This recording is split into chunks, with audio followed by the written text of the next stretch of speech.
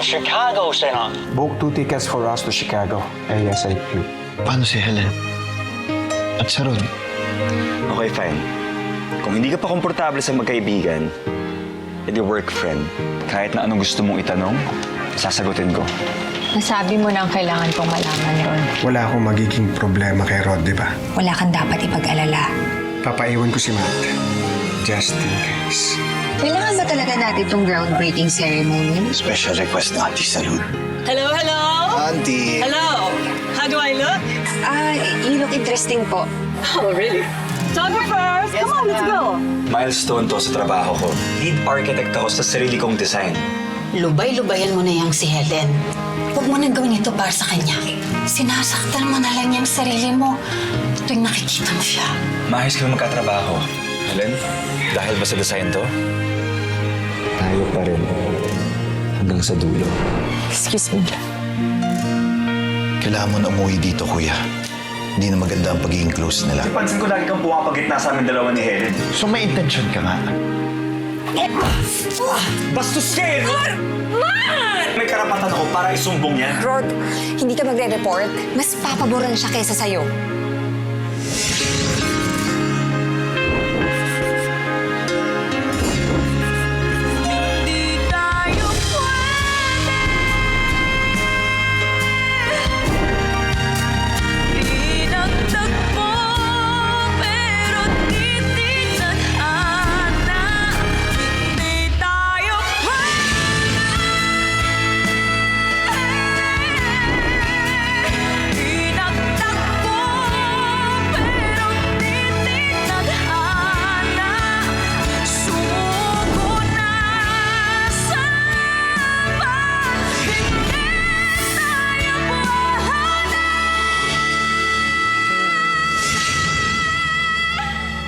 So yung pipes, kailangan naka-install na yan as per plan natin, ha?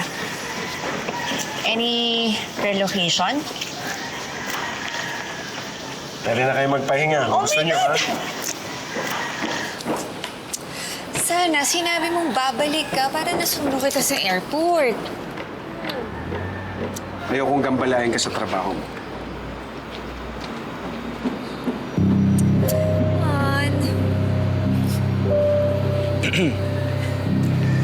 You're back, sir.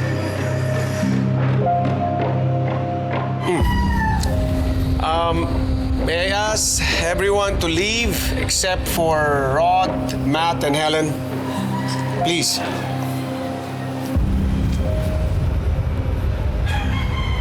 Okay, ito sa creative decision I have to make. Ang pangit ng wall. We need to change it. Don't worry, I still have your old design. Old version, ka. Hindi ho ba natin pwedeng tanungin si Madam Chairwoman? Rod, may I just remind you, there's no chairwoman. I am the chairman of this firm. And you are just my employee. You make anything I say happen. I understand, sir. Excuse me.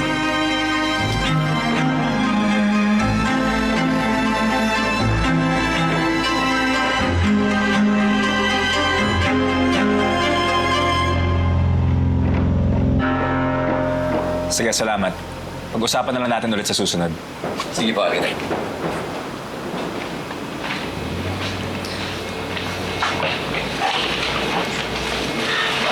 Rod, Yes? tigilan mo na pakikipagtalo mo tungkol sa wall design na yun. Please. Helen, hindi ka ba curious man lang kung ano yung magiging itsura niya? Hindi ba dati pa natin ini-imagine to nung bata pa lang tayo? Rod, tapos na yun. Matagal na yung tapos. Para sa wala na lang yung ginagawa mo. Helen, bakit ka natatakot sa isang memory? Rod, hindi ako natatakot. Gusto ko na lang matapos to para madali buhay nating lahat. Talaga? Totoo bang wala kang naaalala sa dati? Hindi ba pinag-usapan na natin to na yun ang dinedesenyo ko?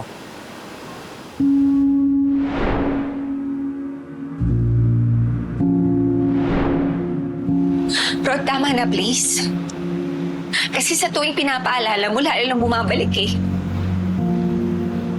Imbis na babawasan yung sakit, lalo lang dumadagdag. Kaya tama na.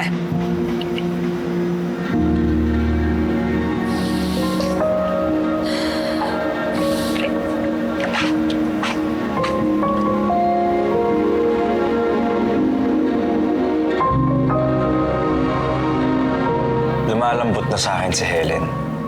Kaunting tulak na lang at kakabit na siya. Are you sure? Kinumpirma niya sa akin na nasasaktan pa rin siya sa mga memories namin. That only means na may nararamdaman pa rin siya para sa akin. At pipilitin ko na mailabas na yun. At kapag nagawa ko yun, mailalabas ko na rin ang totoo tungkol kay Sinon Aurelio. I just hope you won't regret this, Rod.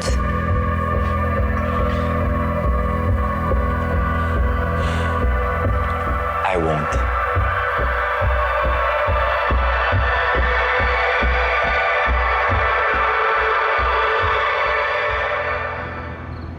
Ann, yung wall design ba ni Rod, is it something very important to both of you? Oo, noon. Pero hindi na importante yun. Tsaka normal naman sa tao magalit kapag na-bypass. Kaya naiintindihan ko yung reaction ni Rod. So, kinakampihan mo si Rod? Wala akong kinakampihan. Ang sa akin lang, hindi rin tama yung ginawa ni Matt.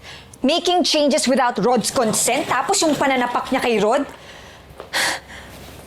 Tsaka bakit ganyan mga tanong mo sa akin? May gusto ka bang sabihin? Kaya ba hindi mo sinama si Matt sa Chicago para bantayan kami? Kaya ba bumalik ka dito agad? It's not that. Eh ano? Kasi ganun yung dating sa akin eh. Wala kang tiwala kahit sabihin mo sa akin pinagkakatiwalaan mo ko bago ka umalis. Hindi mo sinabi sa akin, pinuntahan ka ni Rod. Ano? Sa school. Pinuntahan ka ni Rod, tinanong kita, hindi mo sinabi sa akin. Musta na araw mo? Stress, as usual. Di ko alam na mas masistress pa pala ako dito kaysa nung nag-nursing ako. Boring, will not take you anywhere. So alam mo all along, hindi ko na sinabi sa'yo yun kasi wala naman nangyari. Kinulit ako, umiwas ako. Ano gusto mo gawin ko? Sabihin ko sa'yo yung bagay na hindi naman dapat problema tapos lalaki lang? Tapos sasabihin ng auntie sa lud mo, nag-iinarte ako. It's just that wala akong tiwala kay Rod. Masisisi mo ba ako? Oo. Ikaw nag-hire sa kanya eh. Hindi naman ako or anyone else eh. It's either tanggalin mo siya sa trabaho o panindigan mo yung desisyon mo. Matagal ko na yan sinabi sa'yo.